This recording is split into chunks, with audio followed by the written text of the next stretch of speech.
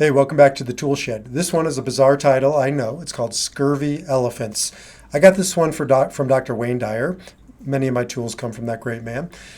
And it comes from a story of when he was growing up. And he was in class one day and he got in trouble again.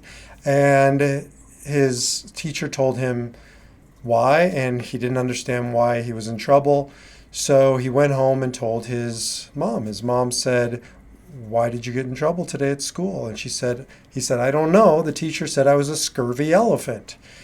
She's like, "This is nuts, right? Like, I don't know what that means. That's not a thing." So she went to school, talked to the teacher, and said, "Why would you send Wayne home for being a scurvy elephant?" She said, "Oh, that Wayne, he's always disrupting my class. That's what I said to him. Not that he's a scurvy elephant, that he's a disturbing element." Scurvy elephants became his, and now it's my way of shaking things up. Now, I'm an Enneagram 8. That's not really what I need to be doing. I probably need to be settling things down. But I work with a lot of non-8s who definitely need to shake things up.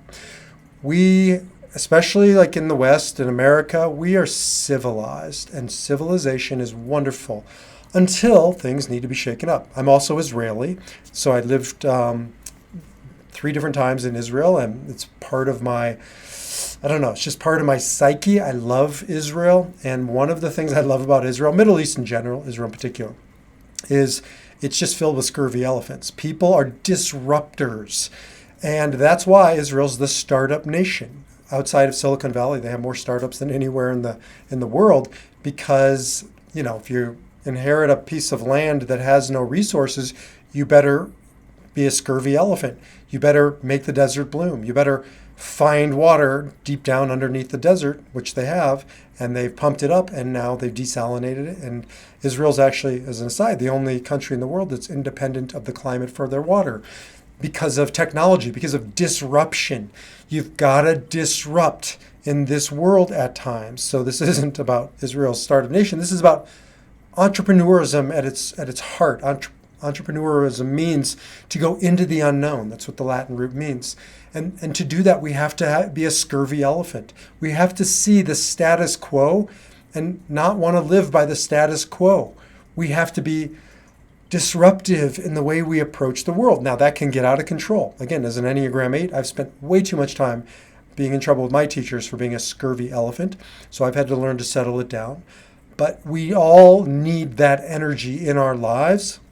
Again, when we come to a point of complacency, it's been said that a rut is nothing more than a grave with both ends knocked out. When we get stuck, when we get into the rut, when we see other people who are stuck or trying to cause us to become stuck, when we are told it can't be done, when we see injustices or abuses, that we have a duty to become scurvy elephants, to find that disturbing piece in ourselves that's willing to go to the mat, that's willing to go to bat, that's willing to step out.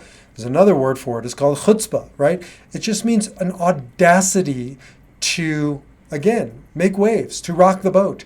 We live in a society that has mixed messages. On the one hand, we want to be entrepreneurial and be disruptive. And on the other hand, so much of our society says, sit down, face forward, shut up. I mean, boys really struggle in those environments, which is why there's just a disproportionate amount of ADHD in boys, and now more than ever before, because we are trying to beat that out of our kids in general, but our sons in particular, when we need to have them learn how to harness the scurvy elephant and not be destructive, but be constructive with it.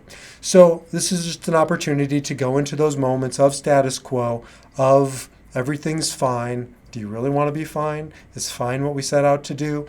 And know when to take out the scurvy elephant. Also know when to tie up that elephant and put him away. So that's the scurvy elephant. Go out into the world and be disruptive.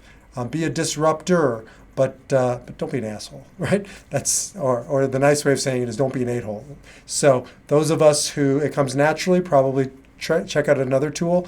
And those of us who, the Enneagram 9s and the 2s and the 6s, you know who you are, be the scurvy elephant. I'll see you in the next set of videos.